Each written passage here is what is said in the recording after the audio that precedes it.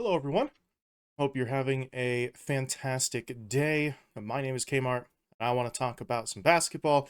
And today, we're going to be talking about the opening night games. The NBA season is officially underway. We kicked things off with a couple of matchups last night. We had Nuggets versus Lakers and Suns versus Warriors. So, I'm going to talk about those two matchups just to get it out of the way if you don't know the scores already. The Nuggets won comfortably at home against the Lakers in game one, and then the Suns just barely got by the Warriors in a close one, or what ended up being a close one in the second game. So, just going to talk about maybe some of the things that I was noticing from those two games, took some notes during the matchups, and overall, I would have to say it's probably going to end up being the title of this video, probably. But opening night was very exciting, right? The games were good, but it was also incredibly predictable at a certain point. A lot of things kind of ended up shaking out exactly the way that at least I had anticipated that they would. So I'll explain what I mean by that right about now, as we'll start with the first match, Lakers versus Nuggets. I'll start with the Lakers as the losing team because I also think there was maybe a little bit less to talk about with them. Uh, the main point for the Lakers coming into this game that I was sort of expecting is that they would get maybe some production out of LeBron and AD, but the big question would be the new group of faces around them, right? Some of the guys they brought in during the offseason. And that is basically how it went. LeBron was as expected, right? 21 points, 8 rebounds, 5 assists. He did play under 30 minutes, though, which was a little surprising to some people, but Coach Ham of the Lakers and the training staff was sort of insinuating beforehand that they were going to not put him on a hard minutes restriction, but try to play him maybe a little bit more sparingly because he is still, approaching 40 or at 40 at this point. So they can't have him, out there playing 38 minutes a night. That's not really a good idea. So he plays under 30 minutes, still puts up a decent stat line. The question was, if LeBron's going to play fewer minutes, can AD step up?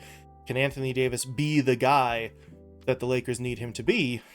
And unfortunately for the Lakers, the answer was the same as it's been for a little bit, which is it depends on the night.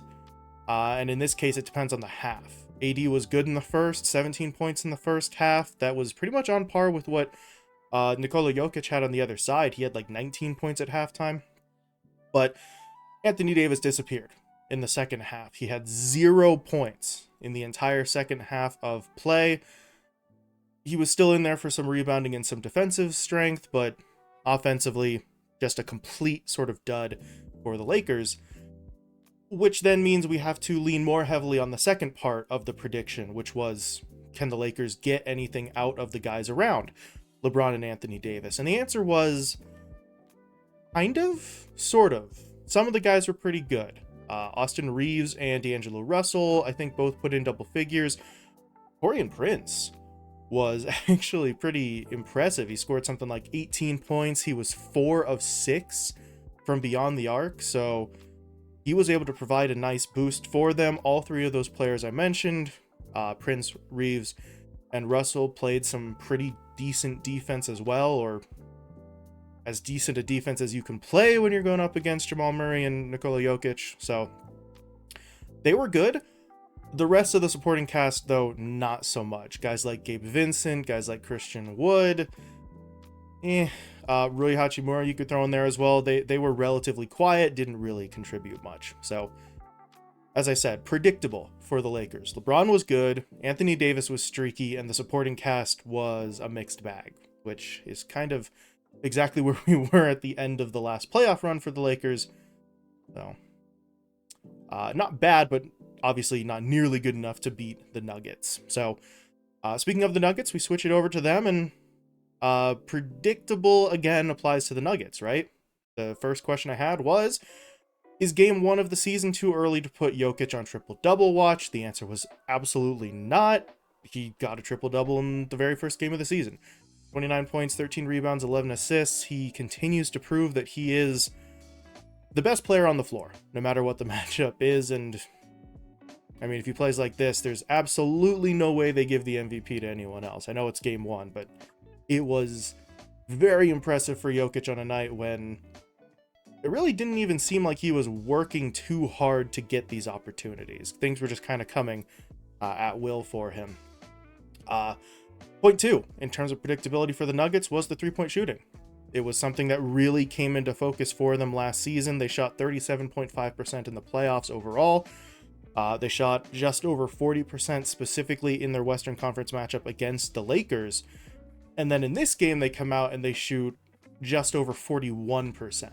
So the threes are still falling for the Nuggets. They are looking like they're going to be one of the elite outside shooting teams again this season if they can maintain production at this level. So continues to be a strength for them. And then, well, the last point here for the Nuggets, again, kind of predictable, was how reliable will the Nuggets bench be, right? They lost a couple pieces in the offseason. Guys like Brown and Jeff Green leaving left us with some questions about what the second and third units would look like. And we didn't really get a definitive answer to that question. The bench guys did come in. They ate up a lot of good minutes, right? They played well. They didn't expand on the lead, but they didn't lose it either, right? They held the line until the starters came back in. They played decent defense, and that's what they're going to be expected to do. They didn't really score too much. They had just 22 bench points in the game. However, you don't need much more than 22 bench points when the starters combine for 97 points between the starting five. So, yeah, we did not get the definitive answer. Can the second unit hold if the starters can't get it done? Because the starters did get it done. So we'll see as the season goes on, because obviously that won't be the case every single night. But for tonight, at least, the bench did not have to do much. They just had to sort of put it in cruise control and keep the Lakers at arm's length, and that's exactly what they did, and that's why the Nuggets won so comfortably. Double-digit victory there. But that moves us to the second game, Suns versus Warriors. In terms of, as I said, predictability, we did kind of know beforehand that some players would be questionable to play in this, and two of them ended up not playing. No Bradley Beal for the Suns, no Draymond Green for Golden State. So that messed with the rotations that we were expecting to see, which unfortunately was a big question for both teams coming into the season. So we only got kind of half an answer because key players were missing. But before we get into the specifics of one team or another, I do really want to say this game was really, for lack of a better term, sloppy. You look at the box score, there were 30 total turnovers, so that's already a number that kind of jumps out at you. But if you watch the game itself, it was really rough for long stretches, low execution for both teams, where it didn't really seem like either side knew definitively what they were doing, and it showed, right? A lot of bad passes, a lot of sort of tipped balls and deflections that resulted in the 30 turnovers, yeah, but also led to non-turnover possessions where things just got broken. Normal offensive sets were kind of abandoned once the ball got tipped or deflected or went the wrong way. So, you know, it's the first game of the season. There's going to be a little bit of rust there, but it was not the most elegant play, that's for sure. But we'll get into the team specifics here. We'll start again with the losing team, the Warriors.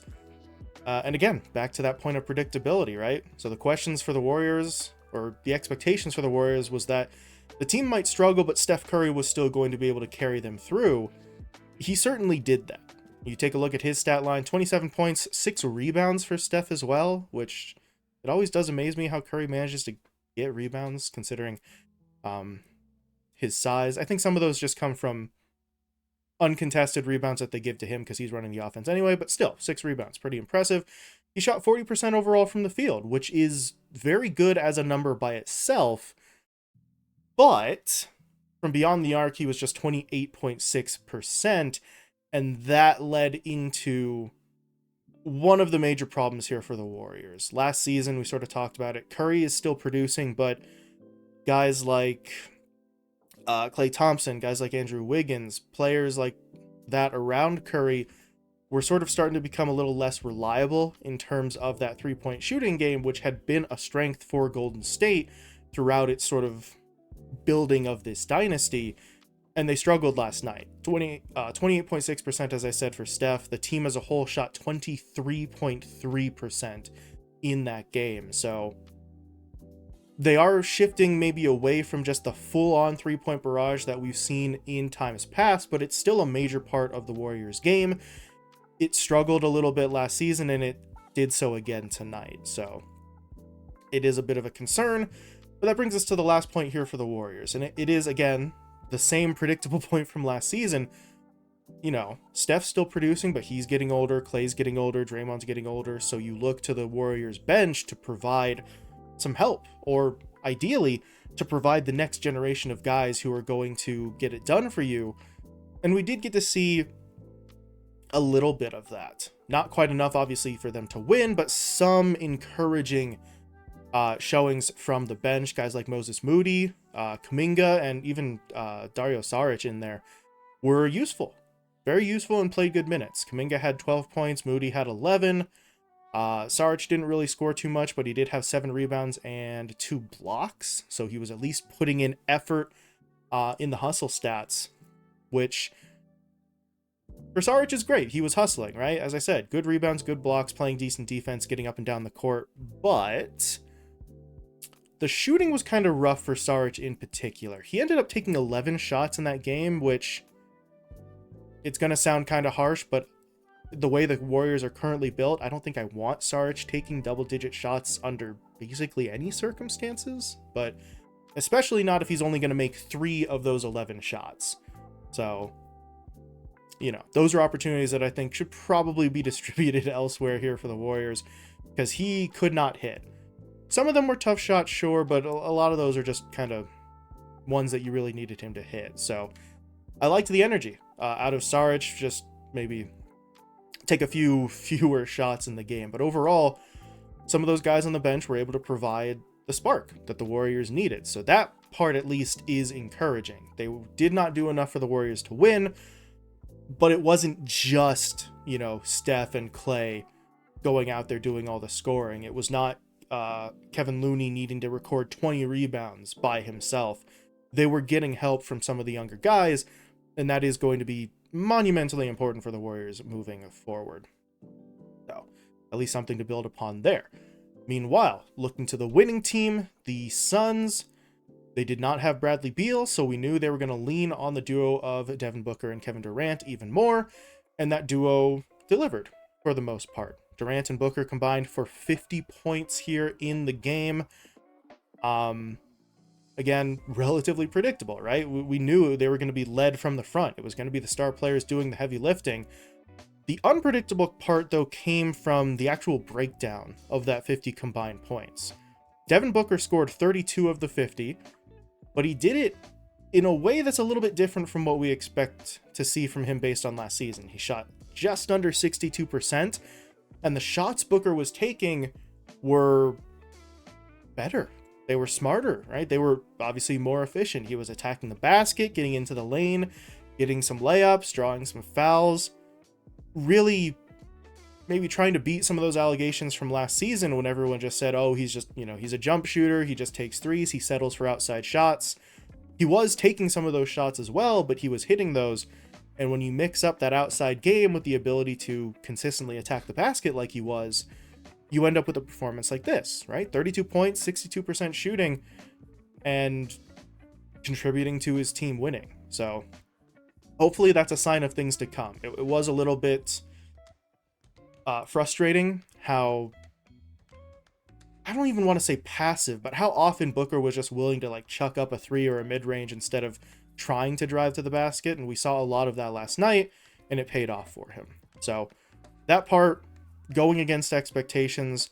Also going against expectations was Durant being wildly inefficient. He still ended the game with 18 points and had 10 boards to go along with it. So he did sort of balance out his stat sheet relatively well there. But those 18 points did come on 22 shots. That's 31.8% for the game. So, you know, there was a little bit of bad mixed in. We don't expect to see Durant being that inefficient over the course of a whole season, and Booker was there to pick up the slack with 32 points on better shooting, obviously. So some of the criticism will kind of fade away because the duo as a duo came out and performed. But yeah, Durant is going to have to be more efficient than that, especially when Beal does eventually come back and the shots get distributed a little bit more evenly, right? Durant may not get 22 every night if Beal and Booker are both on the court with him. But it worked out tonight. Again, they combined for 50. It looked pretty damn good. And then the final point here for the Suns, getting back on that sort of predictability theme. What were we going to see from the bench, right? That was the point here. The starters were so good. The star players are there, but what was the bench going to provide for us? And much like the Nuggets, the answer was enough. Exactly what we need to see from them. They had 27 bench points in the game, so like the Nuggets, not a crazy amount of scoring outside of their starters, but I mean, they did what they needed to do. They came in, they gave good energy, they hustled, they played some decent defense. Rebounding wise, they were pretty good. They ended the game positive in terms of the rebounding disparity between themselves and the Warriors. So they did enough. There was one point there in the third quarter where it all kind of fell apart for them. The Warriors outscored them like 40-19 or something. So that was rough for sure. But at the end of the day, the bench held the line. The starters came back in and the starters got it done. As I said, much like the Nuggets did, just with a closer overall score line. So yeah, they didn't really beat expectations there. The bench for the Suns is not going to get it done by themselves. Their job is to just hold the line and not catastrophically blow a lead long enough for the starters to get their rest, come back in and handle business from there. So that is it for those two games. As I said, it was kind of largely what we expected to see. It was still awesome, right? The NBA being back, having star players go up against each other, getting to see just a little bit of the ring celebration for the Nuggets as well. They did receive their championship rings that night.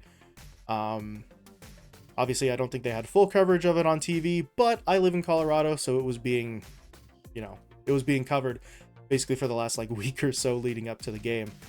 But yeah, no team really came out and showed us anything other than what we were expecting to see. So we'll see how things develop from there. But let me know what you think.